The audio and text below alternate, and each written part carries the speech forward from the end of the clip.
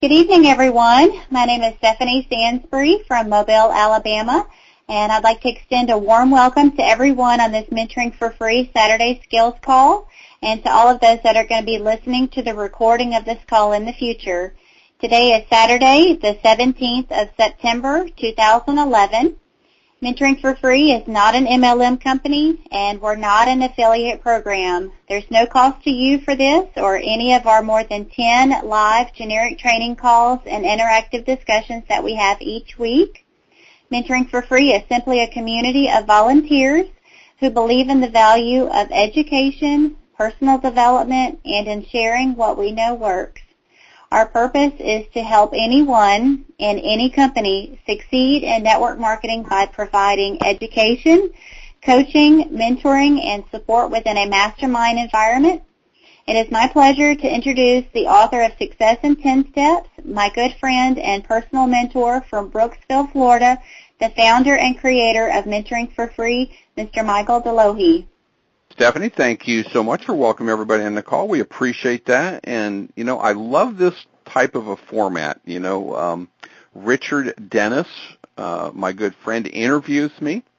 And, when you get interviewed, you don't know what questions are going to be asked. And it's really a way to get, down to, the inner recesses in your mind to really, why do you do what you do? And so I love this type of a format. And Richard Dennis is very well known in the network marketing industry. He was the creator of the Dead Doctors Don't Lie tape. 250 million of those cassette tapes were sold.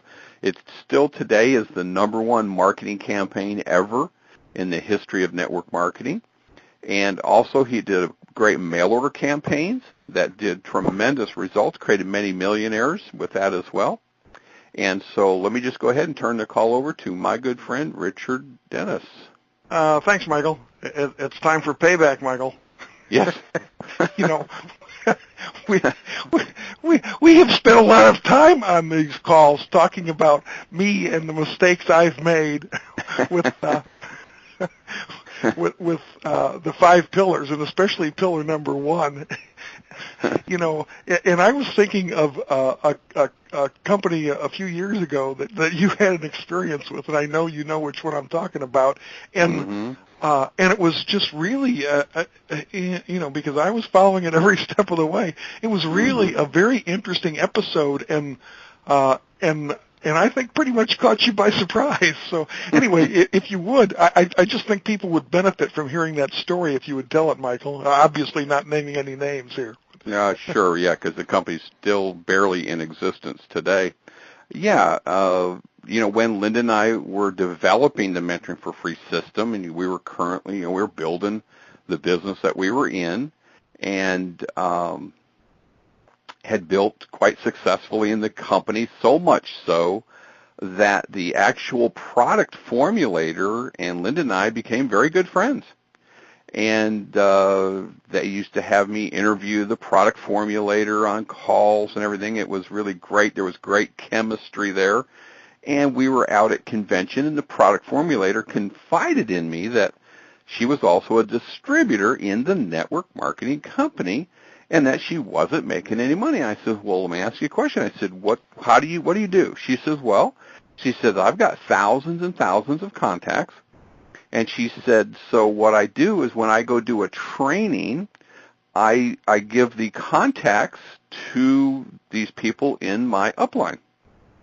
And so they're supposed to sponsor them in the business and then place them in my organization. And I said, well, what's going on? She said, well, I have found out that a bunch of those people have joined, but not under me. I said, well, that can't be. I said, why would an upline, there's no logical sense here why an upline would do that. And so, this is the goose that's laying the golden egg for him, right? So I said, it's incredible, that's for sure. So anyway, I asked the product formulator, I said, can you give me access to your back office? Oh, absolutely. So she gave me the access to her back office in the network marketing company so I could research these people.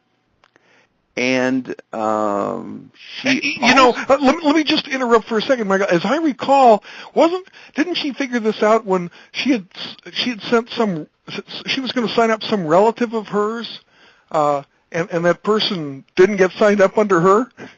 Yes, that was what tipped her off finally. So anyway, she had access to the upline's back office, but really didn't understand anything to do with the back office. So I was the investigative reporter. So I went into back offices of both organizations, and I started searching, and yes, lo and behold, I found all the people she was talking about, and they were sidelined to this person under family members. In that specific pay plan, you got to build about 4 legs is about the minimum that you really need to build. And so they put a family member next to the product formulator, and they then put her contacts under the family member to build the 3rd and 4th leg in that pay plan for themselves.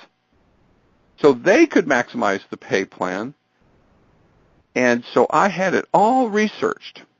I had it all documented, and I printed out all the proof. I had built a case on this. And so the product formulator was so upset about this that the person, they were going to leave the company. They were so upset about it.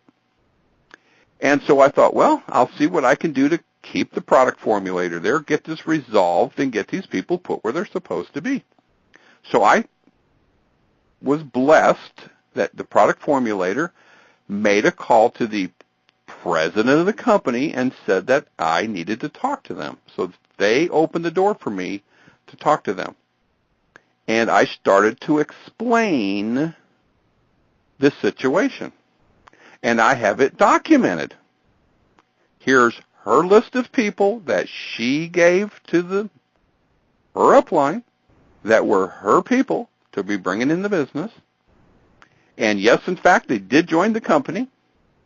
And here's the proof in this back office that, yes, they were in the company, but sidelined to the product formulator. The president of the company, Richard Dennis, cut me off and said, that's a lie. That's a lie. I know the upline that you're talking about quite well. We go to the same church. They wouldn't do that. They wouldn't do that. And I said, you missed my point. I have it in print. I have it in print. He proceeded to tell me that if I pushed this issue, that I'd be terminated from the company.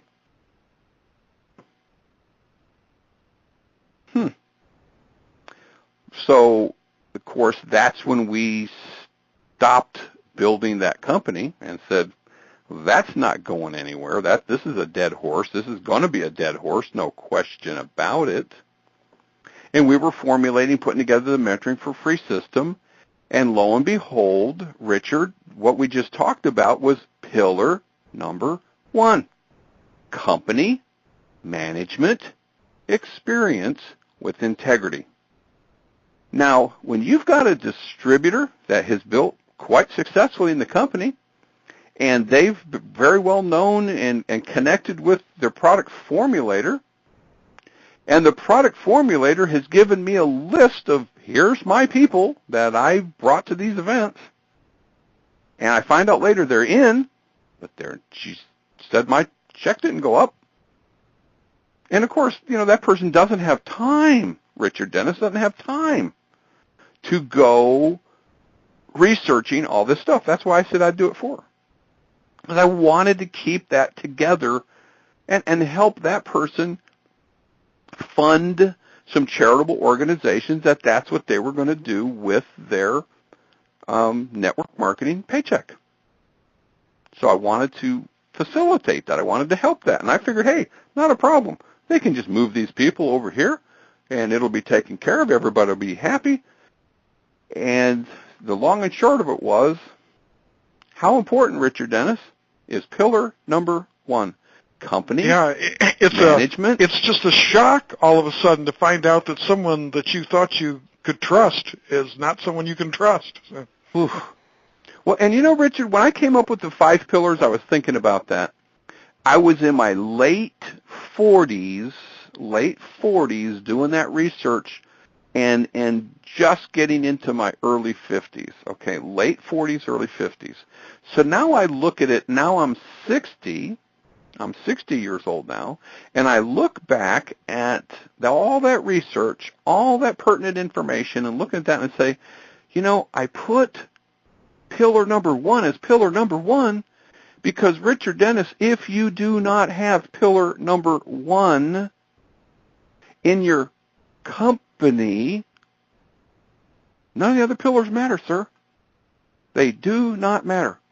And why is that so important to me today? Well, today, you know, I'm looking, reflecting on my life and seeing, you know, what we've accomplished, the lives we've impacted, the people that we've helped, basically the good that Linda and I do in our life, in our everyday life, in our network marketing career. That's our goal. That's our life's purpose. That's who we are. And to know if something happened to me, my family would be taken care of. The work that we've done in our company for all these years. The company's not going to look for a reason to terminate us or steal our downline. Why? Company management experience with integrity. Wow. How massively important is that one? And how do you know if a company has integrity? Read your policies and procedures. Start there. Start there. You know, I have people tell me all the time, oh, yeah, I got a great contract. And I say, really? Did you read it? Well, I kind of did. Oh, okay. Now, here's my belief, Richard. If a company had no intention of using any of that verbiage in that contract, why would they put it in there? Yeah, and let me say something else before I answer that question. This word contract you're using, I just want to be sure everybody understands, because the policies and procedures are your contract with legal, that binding contract. Yes. You cannot become a rep without having agreed to them. You may not even know. You may have just checked a box somewhere online saying, I agree to these, but that is your legal binding contract, the policies and procedures. And so, how your distributorship is going to be ruled over by the company is right there. And if they put the Michael's question, why would they put something in there if they weren't going to use it? You got to ask yourself that question when you see some of the clauses and phrases in the policy and procedures. Well, Richard, I go back in my mind. I remember it as clearly as it was yesterday when I got a phone call, an emotional phone call from you, letting me know that the company terminated your distributorship. And I remember clearly saying, well, Richard, did it say that in the contract? And you weren't sure. Because you were just like 99% of the rest of the people on this phone call. You didn't read that thing. No.